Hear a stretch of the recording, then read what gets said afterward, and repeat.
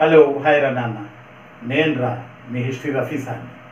మనం మోడర్న్ ఇండియాలో గ్రూప్ 4కు సంబంధించి ఎండోమెంట్కు సంబంధించి మన కేజీహెచ్ ఆన్లైన్ అకాడమీ క్లాసుల కోర్సుకు సంబంధించి మోడర్న్ ఇండియా క్లాసులు మనం సుదీర్ఘంగా చెప్పుకుంటున్నాం. ఇందులో భాగంగా 120వ క్లాసు ఈరోజు మనం చెప్పుకుందాం. ఈ 120వ క్లాస్ ఏంటంటే క్రిప్స్ రాయబారం గురించి మనం మాట్లాడుకోవడానికి ప్రయత్నం చేద్దాం.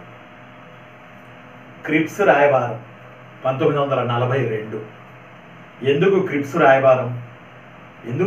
రాయబారం చేసుకోవాల్సి వచ్చిందని అంటే, క్రిప్స్ అనేవాడు ఎందుకు ఇండియాకు వచ్చాడు అని అంటే, ప్రధానంగా ఇండియాని సెకండ్ వరల్డ్ వార్లో మనకి చెప్పకుండా బ్రిటిష్ వాడు దించుకున్నందుకు గాను మనం వ్యక్తి సత్యాగ్రహం చేశాం.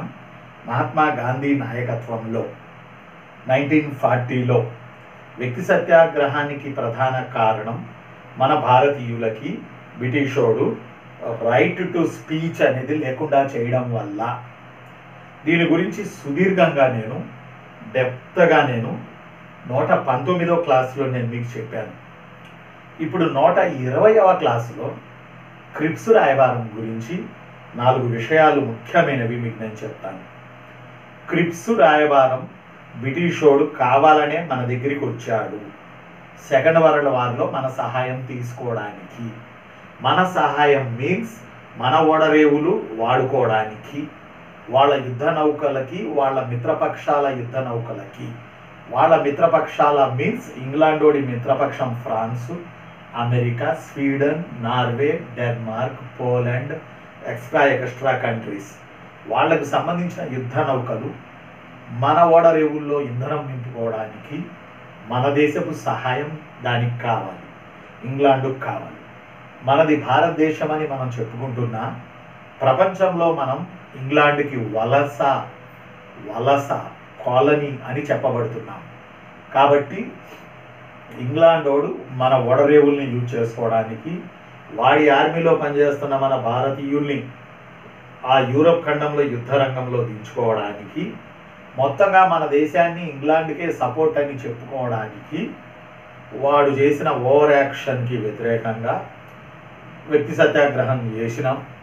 దాన్ని కంట్రోల్ చేసి ఎట్లాగైనా మనల్ని తన వైపు తిప్పుకోవడానికి జపాను, జర్మనీ, ఇటలీ, రష్యాల తరపున మనం ఉండకుండా చేయడానికి చాలా తెలివిగా క్రిప్స్ రాయబారాన్ని చర్చిల్ అనేవాడు, ఇంగ్లాండ్ ప్రధాని చర్చిల్ అనేవాడు 1942లో ఇండియాకి పంపాడు.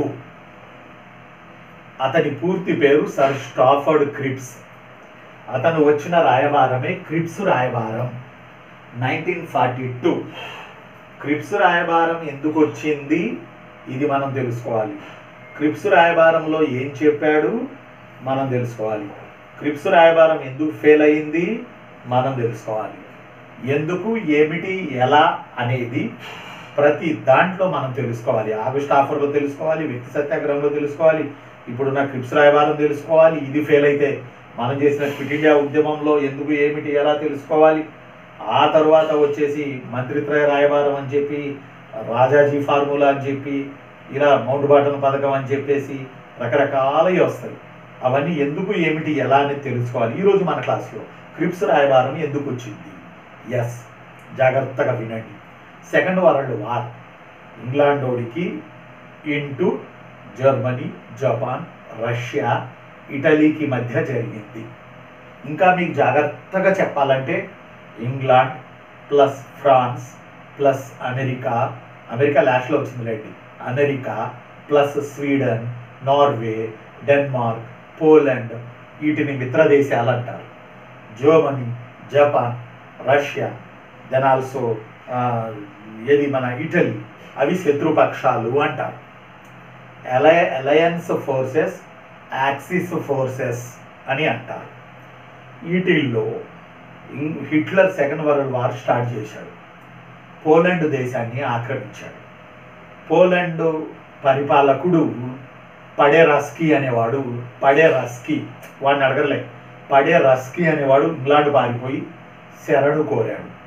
అప్పుడు పోలాండ్ తరపున ఇంగ్లాండ్ దిగడంతో పోలాండ్కి జర్మనీకి జరుగుతోంది ఒక చిన్న ఘర్షణ అనేది ఎలా ప్రపంచ యుద్ధంగా మారింది ఇంగ్లాండ్ ఎంటర్ అవ్వడం వల్ల. ఈ సంఘటనల సమాహారం 39 సెప్టెంబర్ 3 జరిగింది. ఇలా మొదలైన సెకండ్ వరల్డ్ వార్లో తొలి దశలో హిట్లర్ అనేవాడు రష్యాతో రహస్య సంధి చేసుకొని 10 ఏళ్ల పాటు మనం ఇద్దరం కలిసి ఉండాలి, సెకండ్ వరల్డ్ వార్ అయినా అవ్వకపోయినా యుద్ధం జరుగుతున్నా పూర్తి కాకపోయినా ఓ రష్యా స్టాలిన్ నేను హిట్లర్ మనం ఒక రహస్య ఒప్పందం చేసుకుని కలిసి ఉండాలి అని హిట్లర్ రష్యాతో ఒప్పందం చేసుకొని జపాన్ ఇటలీలతో ఫ్రెండ్షిప్ చేసుకొని శత్రుపక్షంగా ఫామ్ అయి హిట్లర్ పోలాండ్ని ఆక్రమించుకోవడంతో సెకండ్ వరల్డ్ వార్ స్టార్ట్ అయింది. ఈ సెకండ్ వరల్డ్ వార్ తొలి దశలో హిట్లర్ రెచ్చిపోయి పోలాండ్ని ఆక్రమించుకున్నాడు, నార్వేని ఆక్రమించుకున్నాడు, స్వీడన్ని ఆక్రమించుకున్నాడు, గట్టికి ఇంకో మాట మాట్లాడితే ఫ్రాన్స్ని కూడా ఆక్రమించుకోబోయాడు హిట్లర్. ఫ్రాన్స్లో ఒక రిపబ్లిక్ అని ఉండే అది కూడా కూలిపోయింది హిట్లర్ దెబ్బకి. ఇక నెక్స్ట్ టార్గెట్ హిట్లర్ది 41 ఆ ప్రాంతాల్లో 39లో స్టార్ట్ అయింది సెకండ్ వరల్డ్ వార్. 41 ఆ ప్రాంతాల్లో ఇంగ్లాండుని ఓడించడమే. ఇంగ్లాండ్ ఓడిపోయింది అనుకోండి ఇంగ్లాండుతో పాటు ఇంగ్లాండు వలసలైన కామన్వెల్త్ అని ఉన్న సభ్య దేశాలు అంటే ఇంగ్లాండ్ వలస దేశాలు 58 ఉన్నాయి అప్పుడు, ఇవన్నిటిని జర్మనీ వాడు ఆక్యుపైడ్ చేసుకుంటాడు. ఎందుకంటే వీటిని పాలిస్తున్న ఇంగ్లాండ్ని ఆక్రమించుకున్నాడు అంటే ఇంగ్లాండు వలసల్ని హిట్లర్ ఆక్రమించుకున్నట్టే కదా ఇది పరిస్థితి. కాబట్టి మన గాంధీజీ అలాగని ఇంగ్లాండ్కి మనం హెల్ప్ చేయాలంటే మనసు రావట్లేదు. ఎక్కడ ఇంగ్లాండ్ ఓడిపోతే జర్మనీ వాడు ఆక్రమించుకుంటాడని, జర్మనీని సమర్థిద్దామంటే ఇంగ్లాండ్ వాడు గెలిస్తే మళ్ళీ మనకి మొదటికి వచ్చింది సినిమా అని. కాబట్టి ముందు గొయ్యి వెనక నుయ్యి ప్రాతిపదికన మనోళ్ళ పరిస్థితి అట్లా ఉండింది. ఈ నేపథ్యంలో హిట్లర్ రెచ్చిపోయి నార్వే, స్వీడన్, డెన్మార్క్, ఫ్రాన్స్ వరకు ఆక్రమించుకున్నాడు సెకండ్ వరల్డ్ వార్లో. తొలి దశలో హిట్లర్ దేదీప్యమానమైన విజయాలు సాధించాడు. ఈ నేపథ్యంలో ఎక్కడికి వెళ్ళాడు? ఫ్రాన్స్ వరకు వెళ్ళి ఆ తరువాత ఇంగ్లాండ్ మీద యుద్ధానికి వెళ్ళాలి. నెక్స్ట్ కర్తవ్యం హిట్లర్ది ఇంగ్లాండ్ మీదే యుద్ధం చేయాలి. కానీ ఇంగ్లాండ్ మీద యుద్ధం చేయాలంటే బేసికల్గా బుర్రున్నవాడు ఎవడైనా నావికా బలగం ఉంటేనే ఇంగ్లాండ్పై యుద్ధంలో గెలవగలరు. నావికా బలగం లేకపోతే ఇంగ్లాండ్పై యుద్ధంలో గెలవలేరు. ఇది కాదనలేని వాస్తవం. కానీ హిట్లర్ దగ్గర నావికా బలగం లేదు. దానికి తోడు ఈ నార్వే, స్వీడన్, డెన్మార్క్, ఫ్రాన్సు ఇవన్నీ కూడా ఇంత త్వరగా జర్మనీ హిట్లర్ చేతిలో కూలిపోతాయని హిట్లర్ కూడా కలగనలేదు. త్వరగా కూలిపోయింది. ఇంగ్లాండ్ని ఎదుర్కొనే నౌకా బలగం తయారు చేసుకోకముందే కూలిపోయినాయి ఈ దేశాలు. హిట్లర్కి ఆశ్చర్యం, ఆనందం మరియు భయం. ఇంత తొందరగా ఈ దేశాలు కూలిపోతుంటే మరి ఇంగ్లాండ్ని ఎలా ఎదుర్కోవాలి, నాకు టైం కావాలి కదా. అరే ఇటు దొంపదగా ఇంత తొందరగా కూలిపోయిందే ఫ్రాన్స్ కూడా, అరే ఇదెట్లా ఇప్పుడు ఇంగ్లాండ్ మీద నేను తక్షణం యుద్ధానికి వెళ్ళాలి, లేకపోతే తిరిగి రావాలి, తిరిగి వస్తే ఓడిపోయానంటారు. ఇంగ్లాండ్ మీద యుద్ధానికి వెళ్తే ఓడిపోతాను, గెలుస్తాను. ఆడిది కూడా కుడితిలో పడ్డ ఎరకలా అయింది హిట్లర్ గాడి పరిస్థితి. అప్పుడు హిట్లర్ రష్యాని అడిగాడు, తన ఫ్రెండ్ అయిన రష్యాని, దయచేసి నావికా బలగం ఇవ్వు, నేను ఇంగ్లాండ్ మీద యుద్ధం చేయాలి అని. అప్పుడు వీడు భయపడ్డాడు రష్యా వాడు. అమ్మో ఇంగ్లాండ్ను ఓడిస్తే నెక్స్ట్ నన్ను ఓడిస్తాడు, హిట్లర్ని నమ్మొద్దు, మనది కమ్యూనిజం, వాడిదేమో నాసిజం. అసలు తొలి దశ నుంచి కమ్యూనిజానికి నాసిజానికి అసలు పడదు. ఎందుకంటే హిట్లర్ జర్మనీలో ప్రమాణ స్వీకారం చేసిన రోజున కమ్యూనిస్టులనే కొట్టించాడు ఇంటింతరావు కర్రలు పెట్టి. ఏదో సెకండ్ వరల్డ్ వార్కి ముందు ఈ హిట్లరును స్టాలిన్ను ఏదో తప్పనిసరి పరిస్థితుల్లో కలుస్తున్నాం కాబట్టి కలిశారు. కానీ అందువల్ల ఎప్పుడైతే ఫ్రాన్స్ కూడా కూలిపోయిందో స్టాలిన్కి భయం వేసి ఇక నెక్స్ట్ ఇంగ్లాండ్ని వేస్తాడు హిట్లర్. వేసిన తర్వాత నెక్స్ట్ రష్యాని వేస్తాడు. వాడికి ఫ్రెండ్షిప్ అన్నది కూడా పట్టదు. అందువల్ల నా దగ్గర యుద్ధ నౌకలు ఉన్నా ఇప్పుడు హిట్లర్కి మొండి చేయి చూపించాలి, తప్పదు. మేమిద్దరం రహస్య సంధి చేసుకున్నప్పటికీ హిట్లరు స్టాలిన్ ఇప్పుడు నేను సాయం చేస్తే ఇంగ్లాండ్ని వేస్తాడు, తర్వాత నన్ను కూడా వేస్తాడు, అంటే రష్యాని కూడా వేస్తాడు. కాబట్టి నా వల్ల కాదు అని మనసులో అనుకుని అబ్బే నౌకలు లేవు, ఇంధనాలు లేవు, అవి లేవు, ఈ లేవు అని అబద్ధం ఆడేశాడు. ఎవడాడు? చేసుకున్న సంధిని కూడా తూ అని ఎవడాడు? స్టాలిన్, రష్యాకి చెందిన స్టాలిన్. తన దేశం మీద హిట్లర్ ఎక్కడ వస్తాడో అని చెప్పి ఇది పరిస్థితి. ఈ నేపథ్యంలో హిట్లర్ అటు ఇంగ్లాండ్ మీదకి వెళ్ళలేడు, ఇటు రష్యా మీదకి రాలేడు, వెనక్కి తిరిగి రాలేడు. ప్రపంచ మీడియా ఇష్టం వచ్చినట్టు రాస్తుంది హిట్లర్ మీద. విజేత హిట్లరే, శత్రుపక్షాలే సెకండ్ వరల్డ్ వార్లోకి గెలవబోతున్నాయి, అవసరమైతే కాసుకోండి అని చెప్పి ఇలాంటి నేపథ్యం. కాబట్టి ఒక్కోసారి అని అంటున్నాడు. మరోపక్క ఇంగ్లాండ్ మీద ఏమి యుద్ధానికి వెళ్ళాలరా నాయన, నౌకాబలగం లేదు, రష్యా వాడి హ్యాండ్ ఇచ్చాడు, ఏం చేయాలి ఇప్పుడు? ఈ నేపథ్యంలో అక్కడ ఇంగ్లాండ్లో చర్చిల్ పరిస్థితి ఎలా ఉందంటే వణుకుతున్నాడు చర్చిల్. ఇవన్నీ మన గాంధీని ఎవరు చూస్తున్నారు సినిమా చూసినట్టు. వణుకుతున్నాడు చర్చిల్. వణుకుతూ ఏమన్నాడో తెలుసా? నేను నా దేశ ప్రజలకి ఇప్పుడు చెమట కన్నీళ్లు తప్ప ఏమీ ఇవ్వలేను. అంటే నెక్స్ట్ హిట్లర్ ఇంగ్లాండ్ను కూడా కలిపేసుకుంటాడు, ఓడిస్తాడు, మనం ఓడిపోబోతున్నామని చర్చిల్ ఉద్దేశం కావచ్చు. నా దేశానికి ఇప్పుడు నేను చెమట కన్నీళ్లు తప్ప మరేమీ ఇవ్వలేను అన్నాడంట చర్చిల్. అలాంటి ఓడిపోయే అంచులున్నటువంటి చర్చిల్కి, అసలే కాక మీద ఉన్న చర్చిల్కి మన గాంధీ గారు లెటర్ల మీద లెటర్లో, చర్చిల్లో నువ్వు ఓడిపోతావా మొగడాయిగా, నువ్వు ఓడిపోయే పరిస్థితి వచ్చిందా బాబు, దయచేసి మమ్మల్ని స్వర్గానికో శ్మశానానికో వదిలేయి, దయ్యానికో దేవుడికో వదిలేయి, ఎందుకంటే నువ్వు ఓడిపోతావు, హిట్లర్ గెలుస్తాడు, గెలిచి మమ్మల్ని కూడా ఆక్రమించుకుంటాడు నీ వల్ల సమయం కాబట్టి, మళ్ళీ మేము జర్మనీ మీద మరొక ప్రపంచ స్వాతంత్ర పోరాటం చేయలేమా దయచేసి చర్చిల్ ప్లీజ్. ఆడేమో అసలే కాక మీద ఉండి సత్తనాడు, హిట్లర్ ఏడొస్తాడు అని. మన గాంధీ ఏమో లెటర్ల మీద లెటర్ రాస్తున్నాడు హిట్లర్కి. ఇలాంటి ఒక సందిగ్ధమైన పరిస్థితి. కానీ హిట్లర్కి కూడా భయంగా ఉంది, ఎందుకంటే ఇంగ్లాండ్ మీద వెళ్తే గెలుస్తామో లేదో. ఇప్పుడు దాకా అనేక దేశాలను వేసేసుకుంటా వచ్చాం, నార్వే, డెన్మార్క్, స్వీడన్, పోలాండ్ అని, ఫ్రాన్స్ అని. ఇప్పుడు ఒకవేళ యుద్ధానికి వెళ్తే ఓడిపోతామేమో. అందువల్ల చర్చిల్తో చర్చలు జరుపుదామా అని చెప్పి హిట్లర్, కొంచెం బాగా గుర్తుపెట్టుకోండి, ఒకడిని హేరా హెస్ అనేవాడిని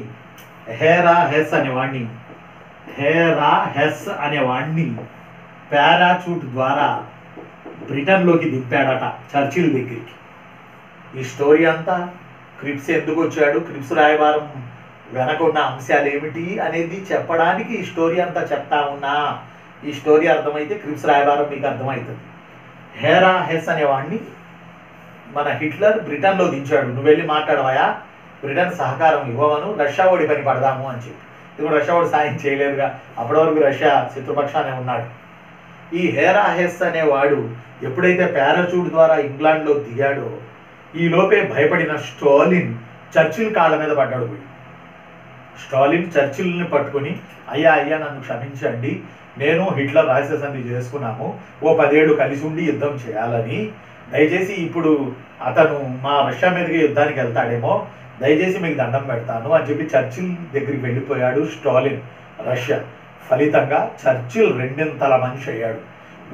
ఓటమి అంచులున్న చర్చిల్ ఒక్కసారిగా స్టాలిన్ వెళ్ళి సాయం అడగడం, దానికి తోడు హిట్లర్ హేరా హెస్ అనేవాడిని తనకు సాయం చేయి రష్యాని వేయడానికి అని పంపడం, స్టాలిన్ ఏమో హిట్లర్ని వేయమని బ్రిటన్కి వెళ్ళడం, స్టాలిన్ ఏమో హిట్లర్ని వేయమని బ్రిటన్ చర్చిల్ని అడగడం, రష్యాని లేదా స్టాలిన్ని వేయడానికి నువ్వు సాయం చేయమని బ్రిటన్ని హిట్లర్ అడగడం. చాలా వెరైటీగా ఉంది కదా, హిట్లర్ అడగడం. దీంతో చర్చిల్ని హిట్లర్ అడిగిన బతిమలాడినట్టు అయింది, స్టాలిన్ బతిమలాడినట్టు అయింది. అప్పుడు చర్చిల్ ఒకంత మనిషి 2 మనిషి అయ్యాడు చర్చిల్. అవి అప్పుడు ఏం చెప్పాడంటే, ఏది హిట్లర్కి, నీవు రష్యాకి వెళ్తే వెళ్ళు, నాకు సంబంధం లేదు, నువ్వు ఎలా పోరాటం చేసుకుంటావో చేసుకో, రష్యాకి వెళ్ళి. అప్పుడు స్టాలిన్ వెళ్ళి బ్రిటన్ని, అన్నా నువ్వు అట్లా అనకు, మా రష్యా మీదకి వెళ్తాడు హిట్లరు, వాడికి వావి వరుసలు లేవు, చేసుకున్న సంధిని కూడా అనగదొక్కి వెళ్తున్నాడు, దయచేసి నువ్వు సాయం చేయబాకన్నా. అంటే ఆయన అన్నాడు, రష్యా నువ్వు నా దగ్గరికి వచ్చావు, మనం మిత్ర దేశాలు మనమే ఉన్నాం, వాడిని హిట్లర్ని మెల్లగా రష్యాలోకి పంపు, రష్యా దేశంలోకి వెళ్ళని. చలికాలంలో రష్యాలో మంచు గడ్డలు పడుతుంది, ఆ దెబ్బకే చాలామంది సైన్యం చచ్చిపోతారు. ఒకప్పుడు హిస్టరీలో మోడర్న్ యూరోప్లో నెపోలియన్ కూడా రష్యా మీద యుద్ధానికి వెళ్తే, ఆ రష్యాలో ఉన్న జార్ అలెగ్జాండర్ అనే రాజు చలికాలం వచ్చే వరకు వెయిట్ చేయించి, ఆ తర్వాత రష్యాలో చలికాలంలో కొసక్కులు అనేవాళ్ళు ఉంటారు, కసక్కులు కాదు కొసక్కులు అనేవాళ్ళు ఉంటారు, వాళ్ళు చలికాలంలో మంచు గడ్డల్లో నుంచి లెగుస్తారు యుద్ధం చేయడానికి. అలా హిట్లర్ని కూడా చలికాలం వచ్చే వరకు ఆపించి ఆ తర్వాత హిట్లర్ని ఎదురు కానీ ముందు హిట్లర్ని రష్యాలోకి వెళ్ళనీయండి అని చెప్పి హిట్లర్ని రష్యా వైపు తిప్పి స్టాలిన్తో సంధి చేసుకుని ఎవరు మన చర్చిల్ యుద్ధంలో ఓటమే అంచునున్నాడు చర్చిల్ అనే దశ నుంచి యుద్ధంలో గెలిచే దశకి చేరుకున్నాడు. పరిణామాలు ఇట్లుంటాయని అర్థం చేసుకోవాలి. ఈ నేపథ్యంలో మీకు ఇంకొక విషయం ఇక్కడ నేను మీకు చెప్పాలి. ఈ నేపథ్యంలో హిట్లర్ మంచి ఫామ్లో ఉన్నప్పుడు, హిట్లర్ మంచిగా రెచ్చిపోతున్నప్పుడు ఇంగ్లాండ్కు చెందిన చర్చిలు అలానే అమెరికాకు చెందిన రూజ్వెల్ట్ 1941లో ఒక యుద్ధ నౌకలో అట్లాంటిక్ సముద్రం మీద అట్లాంటిక్ ప్రకటన చేసిర్రు 1941లో. ఆ ప్రకటన ఏంటంటే ఇంగ్లాండ్ యొక్క వలస దేశాలు ఇంగ్లాండ్కి సహకరింప చేసుకోవడానికి అట్లాంటిక్ చార్టర్లో ఒక మంత్రం వేశారు వీళ్ళిద్దరు, అమెరికా వాడు ఇంగ్లాండ్ వాడు. దానినే అట్లాంటిక్ ప్రకటన అంటారు 1941. ఆ ప్రకటన ప్రకారం ప్రతి దేశానికి స్వాతంత్రం స్వతహాగా వచ్చే హక్కు, పరాధీన దేశాలన్నిటికీ స్వాతంత్రం ఇస్తాము అని అన్నారు అట్లాంటిక్ చార్టర్లో రూజ్వెల్ట్ మరియు చర్చిల్. దీనికి మనం ఆనందపడ్డాం, ఎస్ మనకు కూడా ఇస్తారేమో స్వాతంత్రం ఇంగ్లాండ్ వాడు అని చెప్పి. కానీ చర్చిల్కి మనకి స్వాతంత్రం ఇవ్వడం సుతారం ఇష్టం లేదు చర్చిల్కి. అందువల్ల చర్చిల్ ఈ అట్లాంటిక్ ప్రకటన భారతదేశానికి వర్తించదు, మిగతా దేశాలకు వర్తిస్తాయి అన్నాడు. దీనితో ఇక మన గాంధీకి, మన నెహ్రూకి, మన దేశంలో ఉన్న జాతీయ నాయకులకి మండింది. ఫలితంగా మనం ఏదో ఒకటి చేయాలి, నిరసనలు తెలియజేయాలి, బాయ్కాట్లు చేయాలి, స్ట్రైకులు చేయాలి, హర్తాళ్ళు చేయాలి. ఇలాంటి నేపథ్యంలో మనం ఉన్నప్పుడు మన ఖండంలోనే ఆసియాలోనే ఉన్న జపాన్, శత్రు దేశాల పక్కన ఉంది, యాక్చువల్ లేదు, ఇంగ్లాండ్కి యాంటీగా శత్రువుగా. జపాన్ ఏం చేసింది 1941లో అమెరికాలోని పెరల్ హార్బర్పై బాంబు దాడి చేసింది జపాన్ సెకండ్ వరల్డ్ వార్లో. ఫలితంగా అప్పటి వరకు యుద్ధంలోకి రానా వద్దా అంటున్నటువంటి అమెరికా జపాన్ చేసిన కోతి పని వల్ల ఇంగ్లాండ్ తరపున అమెరికా యుద్ధానికి వచ్చేసింది. ఈ నేపథ్యంలో మన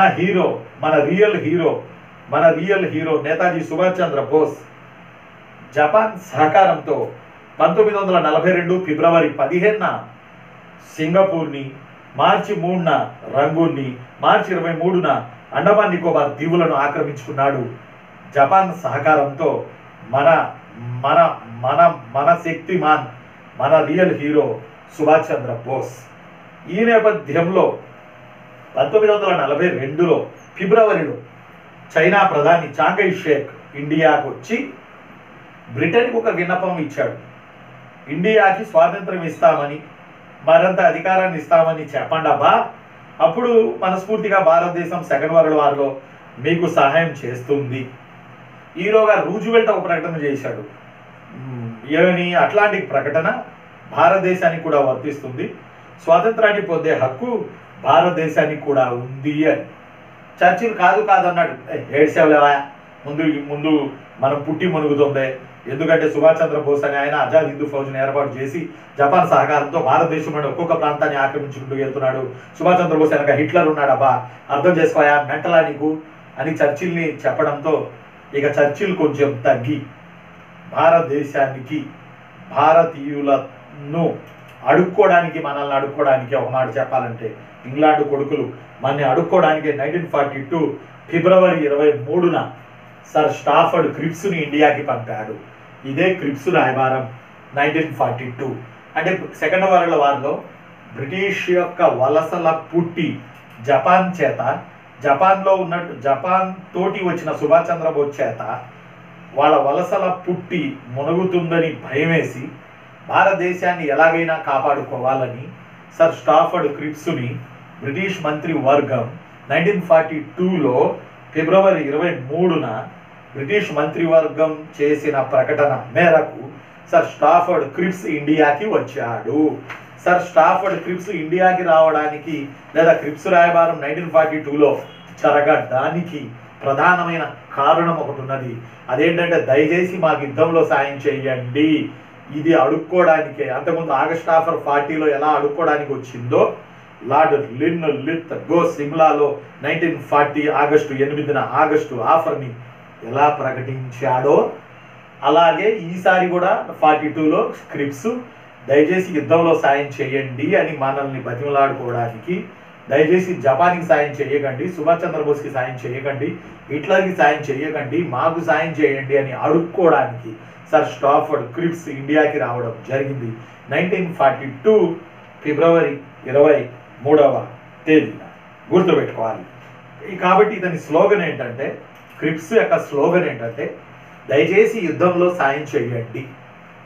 స్వాతంత్రం ఇస్తానని చెప్పడం, సంపూర్ణ స్వరాజ్యం ఎప్పుడు ఇస్తానని చెప్పడం, అసలు ఇవేమి చెప్పడమ్మా, దయచేసి యుద్ధంలో సాయం చేయండి అంటాడు. ఎట్లా మనం సాయం చేస్తాము అంటే ఇతను ఏమంటున్నాడో చూడండి. సర్ స్టాఫర్డ్ క్రిప్స్ కొన్ని ప్రతిపాదనలు మనకు చేశాడు. ఇప్పుడు మీకు స్టాఫర్డ్ క్రిప్స్ ఎందుకు వచ్చాడో మీకు తెలుసు. స్టాఫర్డ్ క్రిప్స్ మీకు ఎందుకు వచ్చాడో తెలుసు. ఇప్పుడు అతను ఏ సూత్రాలు చెప్తున్నాడో, ఏ పాయింట్స్ మనల్ని అడుక్కోవడానికి వచ్చాడో ఇప్పుడు నేను మీకు చెప్తా ఉన్నా. ఇందులో భాగంగా 1, యుద్ధం అనంతరం ఇండియాకు అధినివేశ స్వయం ప్రతిపత్తి ఇవ్వబడుతుంది. ఆగస్ట్ ఆఫర్లో చెప్పిందే మళ్ళీ ఇది, స్వయం ప్రతిపత్తి ఇవ్వబడుతుంది. 2, మాది కామన్వెల్త్, 50 దేశాలు పైబడి కామన్వెల్త్లో ఉన్నాయి. అంటే ఇంగ్లాండ్ చేత ఆక్రమించబడిన వలస దేశాలను కామన్వెల్త్ దేశాలు అంటారు. ఇప్పటికి కూడా కామన్వెల్త్ కొనసాగుతుంది 54 దేశాలతో. అందులో మన ఇండియా కూడా భాగమే. ఇప్పటికి కూడా మనం ఇంగ్లాండ్ కామన్వెల్త్లో భాగమే. ఓ మాట చెప్పాలంటే ఇప్పుడు కూడా మన పెద్దన్న ఇంగ్లాండే. ఎందుకంటే అప్పుడు అలవాటు పడి ఇప్పటికి కూడా మనం కామన్వెల్త్లో భాగంగానే ఉన్నాం. సరే, ఈ కామన్వెల్త్లో కలిసి ఉండడానికి లేదా విడిపోవడానికి ఇండియాకి స్వేచ్ఛ ఉంది. ఎప్పుడు యుద్ధానంతరం స్టోరీ ఇది. ఇండియాకు స్వేచ్ఛ ఉంది. నెంబర్ 3, రాష్ట్ర శాసనసభలు ఎన్నుకున్న ప్రతినిధులతో రాజ్యాంగ నిర్ణయ సభ ఏర్పడుతుంది. నెంబర్ 4, రాజ్యాంగ నిర్ణయ సభలో చేరకుండా ఏ రాష్ట్రమైనా వేరుగా ఉండిపోవాలంటే ఉండొచ్చు. ఆ ఉండే హక్కు ఆ రాష్ట్రానికి ఉంది. కాబట్టి ఈ 4 సూత్రాలు క్రిప్స్ రాయబారంలో ముఖ్యమైనవి. 1, యుద్ధానంతరం ఇండియాకి అధినివేశ ప్రతిపత్తి లభిస్తుంది. కామన్వెల్త్లో కలిసి ఉండొచ్చు. యుద్ధం తర్వాత ఇండియా లేదా వెళ్ళిపోవచ్చు. 3, యుద్ధానంతరం బాగా గుర్తుపెట్టుకోవాలి, ఏర్పడేటటువంటి రాజ్యాంగ సభల్లో ఏ ఒక్క రాష్ట్రమైనా ఉండొచ్చు, ఉండకుండా బయటికి వెళ్ళిపోవచ్చు. అదే పాకిస్తాన్ ఏర్పాటుకి ఊతం ఇచ్చినటువంటి క్రిప్స్ గాడి ప్లాన్ ఇది. ప్రణాళికలో ఒక పాయింట్ అది. అంటే ఉండొచ్చు ఉండకపోవచ్చు అన్నాడుగా. ఒకటేమో కామన్వెల్త్లో ఇండియా ఉండొచ్చు ఉండకపోవచ్చు అన్నాడు. రెండోది రాజ్యాంగ నిర్మాణ సభలో ఏ రాష్ట్రమైనా ఉండొచ్చు ఉండకపోవచ్చు. అదే కదా మరి పాకిస్తాన్ అని జిన్నాలు వేసింది ఈ పాయింట్ ఆధారంగానే. ఇవన్నీ చెప్పడం వల్ల ఇండియాలో ఉన్న వైస్రాయ్ లిల్లిత్ గోకి మండింది. అరే అసలు ఏమి ఇవ్వకుండా ఇండియాని మౌలు చేద్దాము, సెకండ్ వరల్డ్ వార్లో ఇంగ్లాండ్ తరపున నేను చూస్తుంటే మీరేంటి సార్ క్రిప్స్ గారు ఇలాంటి ప్రతిపాదనలు చేశారు మీరు అనేటప్పటికి కెమెరా తిప్పాడు. కెమెరా తిప్పేటప్పటికి పరిస్థితి వేరే ఉంది. జపాన్ ఆలోపే మలయాని, జపాన్ ఆలోపే సింగపూర్ని, జపాన్ ఆలోపే బర్మాను ఆక్రమించుకుంది. పిడుగుల్లా పడుతున్నాడు సుభాష్ చంద్రబోస్ జపాన్ సహకారంతో. కెమెరా పక్కకు తిప్పండి. ఇప్పుడు మళ్ళీ ఈలోగా ఏది క్రిప్స్ మన మౌలానా అబుల్ కలాం ఆజాద్తో, జవహర్లాల్ నెహ్రూతో చర్చలు జరుగుతున్న నేపథ్యంలో ఈలోగా జపాన్ మలయాను ఆక్రమించుకుంది, జపాన్ సింగపూర్ని ఆక్రమించుకుంది, జపాన్ బర్మాను ఆక్రమించుకుంది. ఫలితంగా జపాన్లో, మలయాలో, సింగపూర్లో ఉన్న వేలాది మంది బ్రిటిష్ ఇండియా సైనికులు పట్టుబడ్డారు. మన వాళ్ళు చాలా మందిని పట్టుకున్నారు వాళ్ళు. ఎందుకంటే అవునన్నా కాదన్నా వాడు జీతం ఎత్తున్నాడు కాబట్టి. మన భారతదేశంలో ఉన్న దరిద్రపు దౌర్భాగ్యానికి జనాలు ఎక్కువ, లేబర్ ఎక్కువ కాబట్టి మనం ఇంగ్లాండ్ వాడి తరపున యుద్ధంలో ఉన్నాం. అందువల్ల మనం పట్టుబడ్డాం జపాన్కి, మనం పట్టుబడ్డాం జర్మనీకి. అర్థమట్లా ఇలా పట్టుబడిన వాళ్ళనే తీసుకుని సుభాష్ చంద్రబోస్ మళ్ళీ ఆజాద్ హింద్ ఫౌజ్ని తయారు చేసి మళ్ళీ మన దేశాన్ని బ్రిటిష్ వాడి నుంచి విడిపించడానికి తీసుకొచ్చారు. ఈలోపు జపాన్ మలయాను ఆక్రమించుకుంది, సింగపూర్ని ఆక్రమించుకుంది, బర్మాను ఆక్రమించుకుంది. వేలాది బ్రిటిష్ ఇండియా సైనికులు పట్టుబడ్డారు. చాలామంది పారిపోయి ఇండియాకు వచ్చారు. ఈ 3 దేశాల్లో ఉన్నటువంటి యూరోపియన్లకు కానీ, బాగా యూరోపియన్ సైన్యం కానీ, యూరోపియన్ సైన్యం కానీ దొరికిన రవాణా మార్గాలు పుచ్చుకొని బతుకు జీవుడా అంట బర్మాతో సహా ఈ బర్మాలో ఉన్నటువంటి ఇండియన్స్ అందరూ ఇండియాకి పారిపోయి వచ్చారు. అయితే బర్మా నుంచి ఇండియాకి రావడానికి 2 దారులు ఉన్నాయట. ఒక రోడ్డు బాగుంటుంది, ఒక రోడ్డు బాగుంది. బాగున్న రోడ్డు ఏమో యూరోపియన్ సైనికులు పారిపోయి ఇండియాకి రావడానికి, ఆంగ్లో ఇండియన్లు పారిపోయి ఇండియాకి రావడానికి. బాగోలేని రోడ్డు ఏమో మన భారతీయ జనాలు అక్కడ బతకడానికి వెళ్ళిన వాళ్ళు తిరిగి భారతదేశానికి రావడానికి. కానీ ఇలా వస్తున్నప్పుడు మన సైనికులు, మన భారతీయులు దట్టమైన అడవుల్లో, కొండల్లో పడి నడుస్తూ, మలేరియా లాంటి రోగాల బారిన పడి రోధిస్తూ, అన్నార్తులై ఆకలికి అలమటించి కొన్ని వేల మందిని చంపాడు బ్రిటిషోడు. ఈ దుర్మార్గమైనటువంటి ఈ పరిస్థితుల్లో, ఈ నేపథ్యంలో. కాబట్టి ఒక పక్కన ఇలాంటి గందరగోళం జరుగుతున్నటువంటి నేపథ్యంలో ఇంగ్లాండు చేస్తున్నటువంటి ఇలాంటి పనులకి మన కోపం బాగా వచ్చింది. జపాన్ రెచ్చిపోయినప్పుడల్లా ఇండియాని కాపాడుకోవడానికి ఇండియాలోని బ్రిటిష్ సైన్యం ప్రజలపై పడి మనం ఎప్పుడు ఎక్కడ జర్మనీ జపాన్కి మద్దతు ఇస్తామన్న భయంతో ఇంగ్లాండోడు ఇండియాలో ఉన్న కామన్ పీపుల్ని ఏడిపించాడబ్బా. కామన్ పీపుల్ని బాధ పెట్టాడబ్బా. సెకండ్ వరల్డ్ వార్లో కంచే సినిమా తీసిన క్రిష్ గారు ఈ లైన్ కూడా టచ్ చేస్తే ఇంకా బాగుంటుందేమో. బెంగాల్లో పడవల్ని నావల్ని తగలబెట్టారు. చాలామందికి ఉపాధి బెంగాల్లో పడవలు నావలు చేపలు పట్టుకోవడానికి ఆ సుందర్బన్స్ ఏరియాల్లో. కారణం జపాన్ సైనికులు వాటిని స్వాధీనం చేసుకుని వాటి ద్వారా ఇండియాలోకి వస్తారని వాడి యొక్క పిశాచపు అనుమానం. అందువల్ల పాపం బెంగాల్లో జీవనభృతికి కారణమైన పడవల్ని తగలబెట్టాడు బ్రిటిష్ వాడు. ఇండియాలో ఉన్న బ్రిటన్, ఆస్ట్రేలియా, అమెరికా నావికులు సైన్యం వర్ణ విచక్షణ చూపించడం, మనల్ని అంటరానోళ్ళుగా ప్రకటించడం, మనల్ని రెండో తరగతి పౌరులుగా చూడడం, మహిళలపై దారుణంగా మానభంగాలు చేయడం ఇంత ఘోరమైన పరిస్థితి. దానికి తోడు 37 ప్రకారం 1935 భారత ప్రభుత్వ చట్టం ప్రకారం 37లో బర్మా మన నుంచి విడిపోయింది. అయినా బర్మా నుంచి మన బియ్యం దిగుమతి అయ్యేది. కాబట్టి ఇప్పుడు ఈ యుద్ధం వల్ల బర్మాని జపానోడు మన సుభాష్ చంద్రబోస్ వీళ్ళందరూ ఆక్రమించుకోవడం వల్ల బర్మా నుంచి బియ్యం మన ఇండియాకి రాక కరువు ఏర్పడింది. బియ్యం దిగుమతి అయ్యే ఇండియాకి బియ్యము ఉప్పు కొరత ఏర్పడింది. అత్యవసరాలు విపరీతంగా పెరిగిపోయాయి. బెంగాల్లో కరువు వచ్చి 3.4 లక్షల మంది చనిపోయారు. ఇప్పుడు కరోనాతో సుమారు 2-3 లక్షల మంది ఎలా చనిపోయారో ఇండియా వైడ్గా 3.4 లక్షల మంది చనిపోయారు. ఫలితంగా ఇండియాలో ఇంగ్లాండోడు ఇంకా నిర్బంధ ధాన్యపు సేకరణ. ఇదే తెలంగాణకు వచ్చేటప్పటికి బ్రిటిషోడు నిజాం ఫ్రెండ్స్ కాబట్టి తెలంగాణలో లెవీ గల్లా పన్ను అని పెట్టి ధాన్యపు రాసుల్ని దోచాడు నిజాం. బ్రిటిష్ సైనికులకి బోవ పెడతానికి, మనకు బోవ పెడతానికి కాదు. బర్మా మలయాల్లో కూడా డబ్బు సంపాదించడం కోసం వెళ్ళిన మన భారతీయ వ్యాపారులు, కాంట్రాక్టర్లు తమ వ్యాపారాలు, ఫ్యాక్టరీలు వదిలేసి వచ్చేశారు జపాన్ దాడులకి భయపడి. ఈలోగా జపాన్ వాడు ఏం చేశాడు, ఇంకా బ్రిటిష్ వాడిని పట్టుకుని ఉంటారా, మేము గెలుస్తున్నాం, 1/1 సుభాష్ చంద్రబోస్ సహకారంతో ఇండియాకి వస్తున్నాం, మిమ్మల్ని ఆక్రమించుకుంటాం, దయచేసి మీరు ఓవర్ చేస్తూ బ్రిటిష్ వాడి తరఫున ఉండకండి అంటూ మద్రాస్ మీద, విశాఖపట్నం మీద, కాకినాడ హార్బర్ మీద జపాన్ వాడు సెకండ్ వరల్డ్ వార్ టైంలో బాంబులు వేశాడు. నిజం, బాంబులు వేశాడు. జపాన్ మద్రాస్ పై బాంబు వేస్తే ఎక్కడ బాంబు వేస్తాడో అని చెప్పి బాంబు వేయకముందే మద్రాసు పోర్టుని బ్రిటిష్ వాడు ధ్వంసరచన చేశారు. దీనివల్ల చాలామంది ఆధారపడి బతుకుతున్న భారతీయులు ఫుడ్ కూడా దొరికినటువంటి పరిస్థితి. ఆ తర్వాత విశాఖపై బాంబు దాడి చేశారు. ఎవరు? కాకినాడ జపాన్ వాడు. మీరు మా పక్క రండి అని, ఇంగ్లాండ్ వాడు పక్కన ఉండొద్దని. అందువల్ల విశాఖలో వాడు చేసిన బాంబు ఇప్పటికీ మనకి విశాఖ ఎదురుగా మ్యూజియం ఉంది, బీచ్ ఎదురుగా, అందులో చూడవచ్చు. అందువల్ల మళ్ళీ మరోసారి బాంబు వేస్తాడేమో విశాఖపట్నం మీద అని చెప్పి అప్పుడు 2 సంఘటనలు జరిగినాయి. ఒకటి, అప్పటికే విశాఖపట్నంలో ఉన్న ఆంధ్ర యూనివర్సిటీని తీసుకొచ్చి గుంటూరులో పెట్టారు కొన్నాళ్ళు. అక్కడ యూనివర్సిటీ మీద బాంబులు వేస్తాడేమో జపానోడు అని. రెండోది, జపానోడు మళ్ళీ బాంబులు వేస్తాడేమోనని విశాఖపట్నం బీచ్ అంతా, విశాఖపట్నం నగరం అంతా ఎర్రపోలు కర్రలు కట్టి దానికి నల్లటి టార్బలిన్లు కట్టారంట. అంటే అవి ఏంటాయా అంటే అవి విమానాలను పడగొట్టే ఫిరంగులు అని జపాన్ విమానాలు చూసి ఇదేదో వీళ్ళు పాతారు, ఇవి ఫిరంగులు కావాలే, పేలిస్తే పైకి లేకి సొత్త ఏమలే అని చెప్పి భయపడి జపానోడు రెండోసారి బాంబు వేయలా. ఏదో తెలివి మనకు ఉండాలిగా. ఎర్రపోలు కర్రలకి నల్లటి టార్పాన్లు చుట్టగా కట్టి ఇలా నిలబెట్టారంట, మిసైల్స్ లాగా మనోళ్ళు. అంతే తప్ప నిజమైన మిసైల్ కాదు. మనోళ్ళు అంటే ఎవరు? బ్రిటిష్ వాళ్ళు. ఈ నేపథ్యంలో ఇక గాంధీజీ రెచ్చిపోయి, అయ్యా ఇక మాకు స్వాతంత్రం ఇవ్వండి, మీరెటు ఓడిపోయే పరిస్థితికి వచ్చారు, జపాన్ రెచ్చిపోతుంది, హిట్లర్ మరో పక్క రెచ్చిపోతున్నాడు, దయచేసి మాకు స్వాతంత్రం ఇవ్వండి, ఎందుకంటే మీరు ఓడిపోయేటట్టు ఉన్నారు ఇంగ్లాండ్, మీరు ఓడిపోతే మీ వలస మేము కూడా జర్మనీ వాళ్ళ చేతిలోకి వెళ్తాం, ఇక జర్మనీ హిట్లర్ కిందకి వెళ్తే మమ్మల్ని నుంచుంటే తను, కూర్చుంటే తను కొడతాడు, ఇక అది మా వల్ల కాదు, దయచేసి ఇప్పుడు మమ్మల్ని దయానికో దేవుడికో వదిలేయండి అయ్యా ప్లీజ్ అని గాంధీ లెటర్ల మీద లెటర్లు రాశాడు.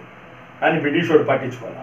ఫలితంగానే మహాత్మా గాంధీ 1942లో స్టార్ట్ చేసిందే ఇక తుది శ్వాస వరకు పోరాటం. It's a called as a quit India moment. Right.